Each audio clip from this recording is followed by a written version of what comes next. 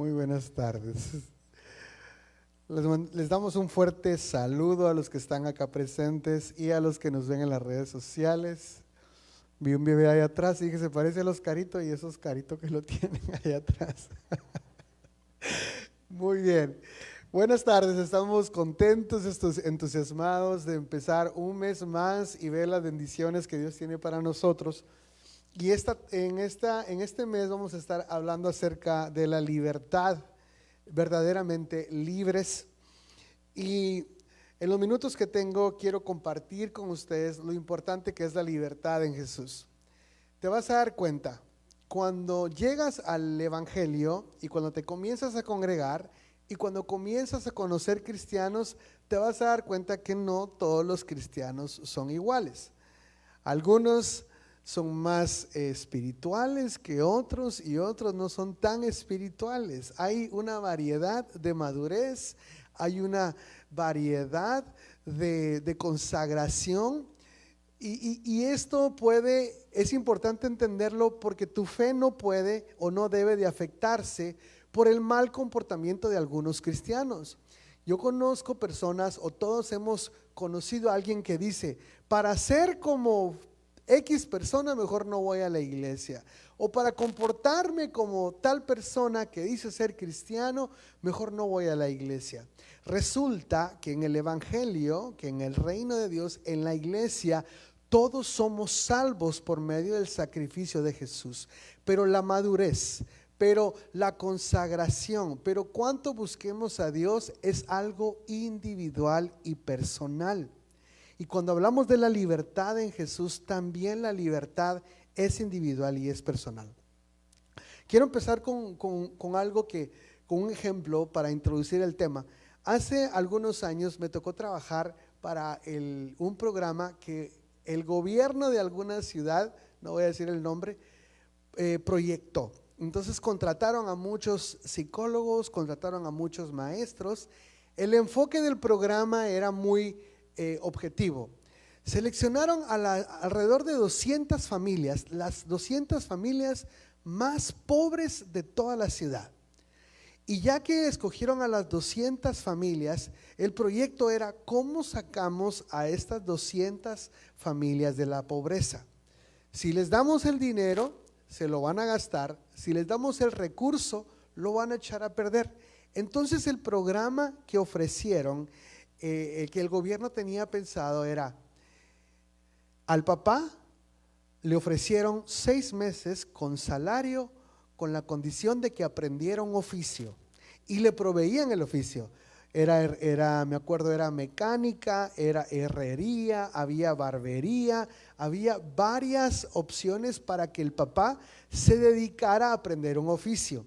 La mamá la mamá de hogar, en esos 6 meses tenía que comprometerse a aprender un oficio. Había corte y confección, para aprender a coser, había cosmetología, había cocina y había una variedad de oficios para el papá y para la mamá.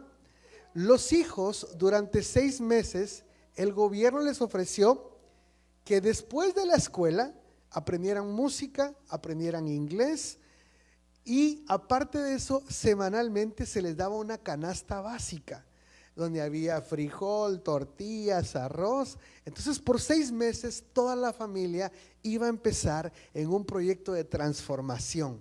Era un proyecto muy interesante. A mí me contrataron como parte, y aparte de eso, todas las familias tenían que recibir charlas de motivación, de cómo ahorrar, de cómo estudiar y de cómo crecer. Para no hacerte el cuento largo, después de las 200 familias, paréntesis, las familias que terminaran el proyecto, se les iba a construir una pequeña casa de bloc y de terraza. Porque estas familias vivían en casas de cartón o vivían en casas que se estaban ya cayendo. De las 200 familias comenzamos a ver cómo de repente el papá decía, no, yo no aguanto, yo necesito irme con mis amigos, o yo no tengo tiempo para ir a aprender un oficio. Se salía el papá, luego se salía la mamá, luego los hijos, y comenzamos a ver cómo 1, 2, 3, 4, 5 familias comenzaban a salirse del programa. ¿Sabes cuántas familias terminaron el programa? Menos de 5. De 200 familias a las que se les proveyó el recurso o la ayuda, solo 5 familias lograron terminar el proyecto. ¿A dónde quiero llegar con esto? Es que el entorno no determina el cambio de mente. Te pueden cambiar de lugar, pero si tu mente no cambia, vamos a seguir repitiendo los mismos patrones de comportamiento. Hemos escuchado de personas que estadísticamente que se ganan la lotería, después de 5 años vuelven a estar en una condición peor que antes de ganarse la lotería. Porque el hecho que te cambien de lugar no implica que cambien tu mente. Hay un dicho que dicen, no ayuda de nada cambiar de cama al enfermo. Le puedes poner una cama lujosa, una cama con todo tipo de decoración, pero el enfermo no mejorará si le das una mejor cama. Hay que sanar el corazón, hay que sanar las heridas del alma. Entonces, cuando hablamos nosotros de esclavitud y de libertad, tenemos que entender algo muy particular. Y quiero empezar hablando, hay 3 puntos que quiero transmitirte en los minutos que tengo. El primer punto es, vamos a hablar, ¿qué es la esclavitud? ¿Por qué es importante responder a esta pregunta? Porque ciertamente no vivimos en un tiempo donde haya hombres no haya una esclavitud como la había hace muchos años atrás, donde había esclavos siendo latigados o con cadenas en su cuerpo. Entonces, ¿qué significa para hoy la esclavitud? Vamos a responder a esa pregunta. Número 2 es, ¿cómo opera la esclavitud que hay hoy en día en las personas? Porque volvemos a lo mismo. ¿Por qué todos los cristianos son diferentes? Porque todos tienen diferentes experiencias y cada uno de ustedes tiene batallas diferentes, tiene diferentes memorias, diferentes traumas que son golpes que hay que sanar en la vida, y por eso tenemos que ver cómo opera la esclavitud hoy en día en las personas. Y número 3 que vamos a ver es la libertad como un proceso. Porque tenemos que entender que tanto la esclavitud como la libertad son procesos. El proceso de la esclavitud es un proceso degenerativo, te atrapa, te envuelve, te engaña y poco a poco comienza a dañar tu vida. La libertad de igual manera, el hecho que seas libre implica una responsabilidad de defender y de pelear esa libertad. Entonces vamos a entrar con el primer punto que quiero compartirte. ¿Qué es la esclavitud? Bueno, ciertamente hoy en día, como dijimos al principio, no hablamos de esclavos, hombres encadenados literalmente o trabajando, siendo latigados o golpeados. La humanidad ciertamente es esclava de diferentes adicciones. Hay personas que son adictas a ciertas sustancias, sea de drogas, a ciertos productos. Hablamos de la pornografía, hablamos adictas incluso a sustancias, licor, drogas, etc.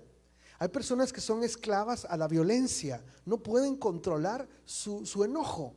Golpean la mesa y luego golpean los trastes y luego terminan golpeando a personas porque son personas que no pueden contener el enojo. Personas que son esclavas de los celos, pero un celo donde no pueden dormir, donde no pueden confiar en la otra persona, donde son torturados constantemente con pensamientos de infidelidad.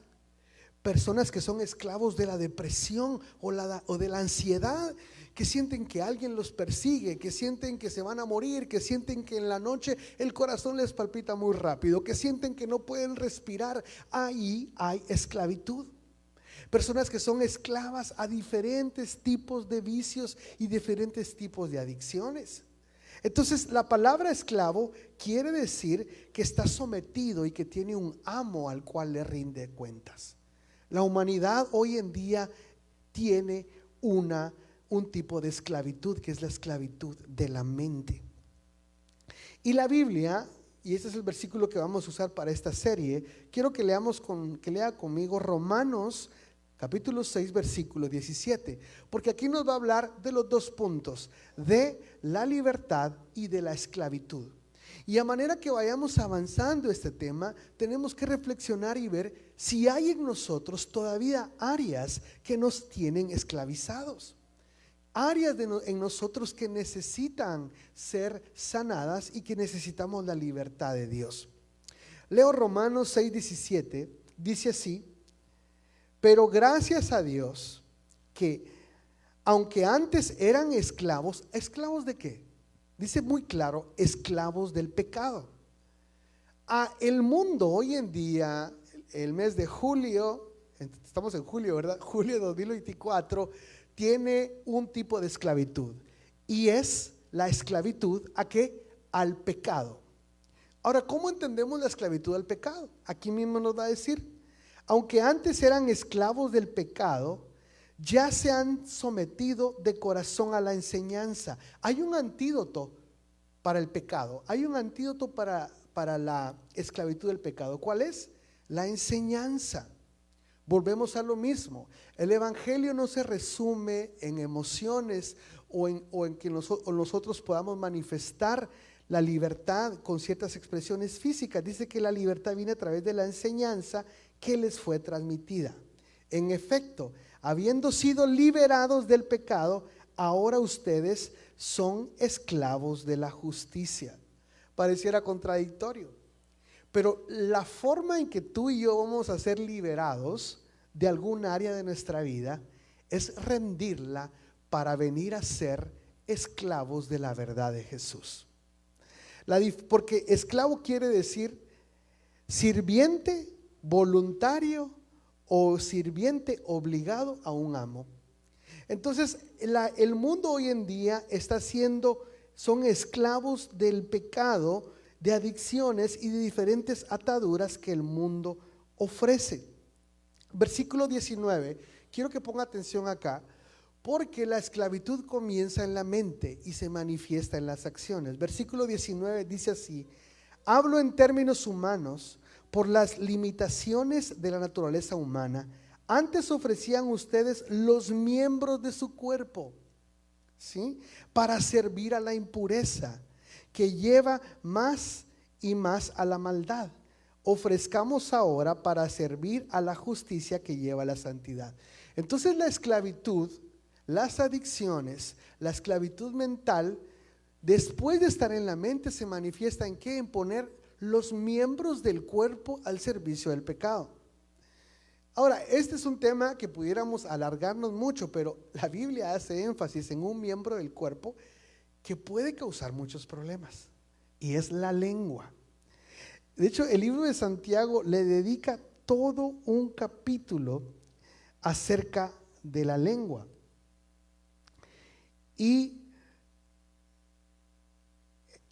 no sé si tenemos el versículo ahí atrás en Santiago, porque si nos da tiempo lo vamos a leer acá. Déjenme, porque no vamos a ver todos los miembros del cuerpo, pero sí quisiera que leyéramos un poquito y lo problemático que puede ser la lengua cuando no está al servicio del Señor.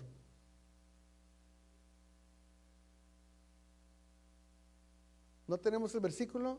¿Se los paso? ¿Lo podemos poner o? Ok. Ahí voy.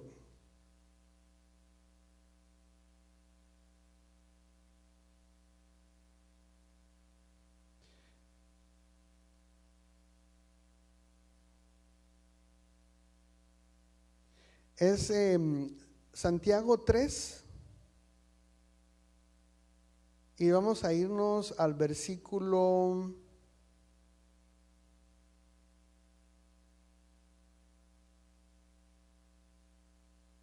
7. Y quiero que lo leamos porque si algo tenemos, y Santiago va a ser muy específico de lo difícil que es controlar la lengua. Y aquí habla de hablar mal, de chismes, pero el punto acá es que podemos ser esclavos de usar la lengua en una forma incorrecta. Bueno, vamos a leerlo. Dice así, empezamos versículo 7. Dice así, lo vamos a leer acá. Porque toda naturaleza de bestias y de aves y de serpientes y de seres del mar se doma y es domada de la naturaleza humana. O sea, el humano puede dominar todo esto. Siguiente versículo, el 8. Pero ningún hombre puede domar la lengua, que es un mal que no puede ser refrenado, llena de veneno mortal. Y aquí hay un tema específico acerca de lo poderoso que son las palabras para dañar o para sanar. Pero leamos unos versículos más. Dice, con ella bendecimos a Dios el Padre y con ella maldecimos a los hombres, los cuales son hechas a la semejanza de Dios. Nosotros no debemos de hablar mal de la gente, pero qué difícil es, ¿o no? ¿O no? No me haga sentir solo aquí, pero la Biblia se está diciendo que es muy difícil, que por un lado decimos amo a Dios y por otro lado hablamos mal de las personas. Bueno, vamos al siguiente versículo, versículo 10, dice así: de una misma boca proceden bendición y maldición. Hermanos míos, no conviene que estas cosas sean hechas así. Usted puede leerlo en su casa, Santiago 3, pero a más atrás dice que la lengua misma puede ser prendida por el mismo infierno. O sea, la lengua puede causar destrucción, puede causar dolor, puede causar que las personas sean dañadas. Entonces, la esclavitud puede radicar en la mente, en paradigmas, en conceptos que hay en nosotros de fracaso, de pobreza, de no avanzar, y nuestros miembros pueden manifestar este tipo de esclavitud. La lengua es uno de ellos. ¿Cómo hablamos? ¿Cómo nos expresamos de los demás? Y aquí viene cómo usamos nuestras manos. Las manos se pueden usar para trabajar o para robar. Los pies pueden usarse para caminar en la voluntad de Dios o caminar en nuestra propia voluntad. Quisiera que pasemos al segundo punto, que es cómo opera la esclavitud. Y para entender cómo opera la esclavitud, yo quiero darte un ejemplo. Y para eso tengo unas imágenes ahí atrás. Si ponemos la primera imagen acerca de la esclavitud, miren, que tú seas esclavo de algo o que yo sea esclavo de algo no depende de qué tan fuerte tú seas o qué tan inteligente yo sea o de qué tanta riqueza o qué tan pobre seas, qué tan maduro o inmaduro seas. Toda persona puede llegar a ser esclavo de algo o de alguien si no está alerta y cuida su mente. Me interesó mucho, se cree, ¿no?, por tradición, que el león es el rey de la selva. Algunos han dicho que en verdad es el elefante. El elefante dice que tiene la fuerza de 130 hombres, o sea, es un animal muy fuerte. 130 hombres, imagínense la potencia que tiene al momento de defender o de pelear. Pero no solo eso, sino que también dice que el elefante tiene alrededor de 100,000 neuronas en su cerebro más que el ser humano. El cerebro del elefante tiene la capacidad, dice, de reconocer rostros, de reconocer voces, de que pasan 15, 20 años y puede reconocer el lugar donde tomó agua precisamente hace 15, 20 años. El elefante puede recordar y memorizar de una manera mucho más avanzada que el ser humano. Con su inteligencia y con su fuerza puede ser esclavizado. Entonces no se trata acá de decir yo no puedo tener una atadura en mi vida, yo no puedo ser esclavo de algo. Todos podemos caer en un tipo de esclavitud si no nos mantenemos alertas. No podemos jugar con las cosas del mundo o creer que por nuestra propia fuerza o inteligencia no nos va a pasar eso. Pasemos a la siguiente imagen. Los elefantes en la historia han sido domados a pesar de su fuerza y de su inteligencia, han sido usados para diferentes tipos de uso. En un tiempo eran usados como tanque de guerra, esto lo vemos en las películas, pero en el tiempo de Alejandro el Magno de Grecia se usaban como, en la India se usaban como tanques de guerra para arrollar con soldados y usarlos como si fueran máquinas destructoras. También se usan como máquinas de trabajo y después se comenzaron a usar en circos. Lo interesante de esto es que no importa la fuerza y la inteligencia de alguien, de qué tan grande o qué tan pequeño seas, puedes ser esclavizado.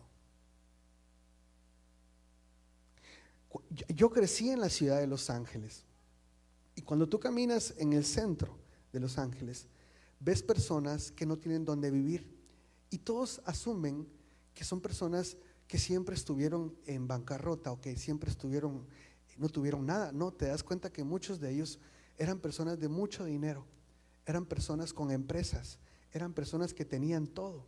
Después de un divorcio, primero la infidelidad, después de la infidelidad vino el divorcio, después del divorcio las drogas, después de las drogas el exceso, y terminaron en la calle sin nada, porque a pesar de su fuerza y su riqueza y su inteligencia, fueron esclavizados. Entonces, esta es una llamada de alerta a que des gracias a Dios de la bendición que tienes. Dale gracias a Dios por tu esposa, dale gracias a Dios por tus hijos, dale gracias a Dios por tu trabajo, y defiende esa libertad.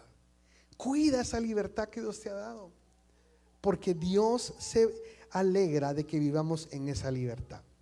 Bueno, quiero avanzar un poquito más en el segundo punto y narrarte. Vamos a la siguiente imagen. La esclavitud es un proceso. Nadie se vuelve adicto a las drogas de la noche a la mañana. Nadie se va a la bancarrota de la noche a la mañana. Nadie comete adulterio de la noche a la mañana.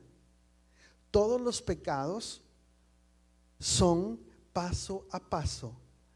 Es como un tipo de lazo que comienza a amarrar para que logre cautivarte. En el caso del elefante, te voy a compartir cómo es que son atrapados. En la antigüedad, la forma de atrapar a un elefante era la siguiente. Buscaban un terreno muy grande, supongamos que era un círculo como esta mesa que tengo acá. El terreno dice que se hacían zanjas muy profundas alrededor del terreno. Ya que se hacían las zanjas alrededor del terreno, se construía un puente que pudiera llegar a ese terreno. El puente se cubría con tierra y se cubría con hojas de árbol. Luego, dentro del terreno se ponían dos elefantes hembras domesticadas. Entonces, usted ya sabe que sigue ahí, ¿no? Aparecían los machos salvajes y comenzaban a entrar al terreno donde estaban las hembras. Ya que había un grupo de elefantes dentro del terreno, el puente se destruía y quedaban atrapados los elefantes adentro. Ya que estaban adentro, pasaban varias semanas que no se les daba agua y no se les daba alimento para empezar a debilitarlos. Su fuerza y su inteligencia comenzaba a desvanecerse. Por eso es que volvemos al punto inicial. La libertad que Dios te ha dado, tienes que defenderla, tienes que cuidarla. El matrimonio que Dios te ha dado, tienes que defenderlo, tienes que cuidarlo. El trabajo, las finanzas, la familia, la iglesia, la libertad requiere que la defiendas. Protege lo que es tuyo.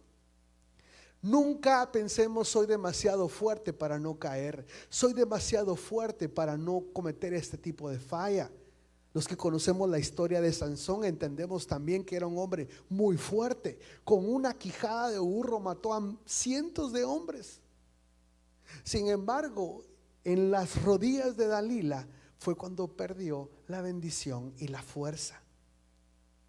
¿Cuántos queremos vivir en libertad? Defendamos la libertad. La destrucción y la esclavitud es un proceso, es un lazo que comienza a atarte y atarte y atarte hasta que llega al punto donde no puedes levantarte. Hoy es una voz de alerta donde Dios te dice: no juegues con la gracia de Dios y con su amor y con su libertad. Amén. ¿Qué es lo que pasa con el elefante entonces? Ya que lleva varias semanas, varios días encerrado en ese lugar donde no tiene agua, donde no tiene alimento, entonces sucede algo más. Construyen un puente y comienzan a meter un montón de elefantes domesticados, fuertes.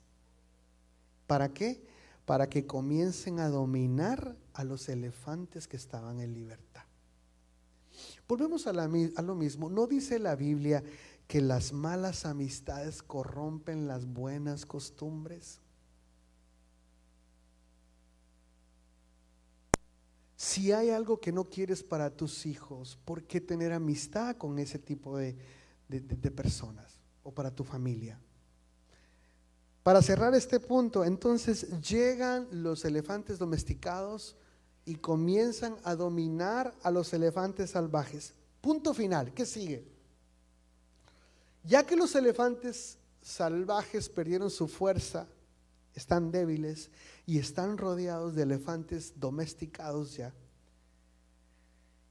El lazo que ustedes ven ahí, al principio se lo ponen alrededor del cuello, pero alrededor del cuello le hacen cortes al elefante para que el lazo se encarne en su cuello y genere dolor. Entonces, con ese lazo comienza la tortura de hacerlo una máquina de trabajo, o hacerlo una máquina de guerra, o hacerlo una máquina de circo. Después de un tiempo ya no es necesario ni la jaula, ni el entorno, ni la trampa. Ya no es necesario ni siquiera los elefantes domesticados, ni siquiera hacerlo aguantar hambre o hacerlo aguantar sed. Después de un tiempo, un lazo en la cabeza es suficiente para que nunca más vuelva a querer estar en libertad. Porque las memorias, ¿se acuerdan que les dije que el elefante puede recordar mucho? Sus memorias ahora lo torturan porque el dolor es más fuerte que la libertad y ya no puede reaccionar. ¿Cuántas personas conocemos nosotros que no pueden salir de la drogadicción? Que no pueden salir del problema donde están, de las adicciones, de los problemas de inmoralidad. Ya no tienen fuerza, han sido esclavizados. Cuando ha habido equipos que rescatan a los elefantes y los ponen en libertad, no saben qué hacer. No saben qué hacer. No caminan. Están totalmente esclavizados de la mente. Ya no pueden avanzar. Por eso es que la libertad es un proceso. Jesús murió en la cruz por ti y por mí y nos dio libertad. Y te ofrece vida eterna. Y te ofrece un sinnúmero de bendiciones, pero es tu responsabilidad y mi responsabilidad defender la libertad. Cuida la libertad. Por eso es que los países, todo país tiene un día de la independencia y pelea su libertad. Y tiene parámetros que cuidan sus fronteras. Cuida tu familia, cuida tu matrimonio, cuida a tus hijos, cuida tu economía, defiende la libertad que Dios te ha entregado. Amén. La libertad es un proceso. La libertad se pelea y se defiende. Quiero que leas conmigo el libro de Filipenses capítulo 1 versículo 6 y vamos poniéndonos de pie en esta tarde. Filipenses 1:6.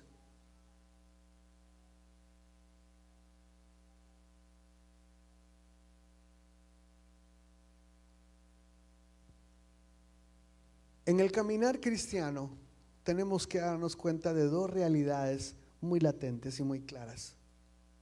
Ningún cristiano que conozcas va a ser perfecto. Así que nunca te hagas la idea de que tu fe depende del comportamiento de otro cristiano, porque vas a conocer muchos tipos de cristiano en tu vida. Esa es la verdad número uno. La verdad número dos es aún más fuerte. Tú tampoco vas a ser perfecto. Yo tampoco voy a ser perfecto. Estoy en un proceso de cambio. Estoy en un proceso de transformación. Pero hay una promesa que Dios ha dado. Y lo que Dios dice, lo cumple. Y Dios hizo una promesa. Dios prometió completar lo que empezó contigo. Yo acepté al Señor, o Él me encontró cuando yo tenía 12 años. Acabo de cumplir 41. Y ha sido un proceso. Su amor y su paciencia, paso a paso, ha ido transformando mi vida. Quiero que te lleves este versículo que está acá. Y esto es lo que Dios dice de ti y de mí.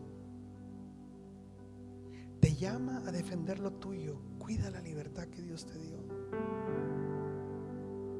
Cuídalo. Dice así: estoy seguro de que Dios, quien comenzó la buena obra en ustedes, ¿quién la empezó? Dios. Probablemente Dios empezó contigo cuando eras un niño. Y todos los días su misericordia y su paciencia es nueva contigo. Y Él nunca se ha dado por vencido. Tal vez nosotros mismos nos hemos cansado de nosotros, pero Él no. Cada mañana te da una nueva oportunidad, te da nuevas oportunidades. Estoy seguro de que Dios, quien comenzó la buena obra en ustedes, la continuará. Y esa es la razón por la que estás aquí, por la que estoy aquí. Porque Él sigue trabajando en mí, en mis pensamientos, en mi comportamiento, en mi carácter. La continuará hasta que quede completamente terminada. No te des por vencido. Sigue caminando, que el que empezó la buena obra en ti la terminará el día que Jesús venga. Es decir, que cuando Jesús venga te encuentre transformado, la obra completa por amor y por la paciencia y el sacrificio de Jesús en tu vida y en mi vida. Bien es cierto, somos llamados a defender la libertad y a cuidar lo que Dios nos dio. Pero nunca olvides que la cruz siempre va a tener espacio para ofrecerte misericordia y perdón.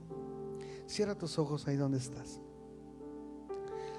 Padre, en esta tarde, hoy reconocemos que es por tu gracia y por tu amor que estamos de pie. Dios mío, te pedimos que guardes nuestra mente y guardes nuestro corazón. Queremos cuidar la libertad que nos has dado. La libertad de tener un matrimonio, de tener una esposa, de tener hijos. La libertad de poder vivir confiados en que tú tienes control de todas las cosas.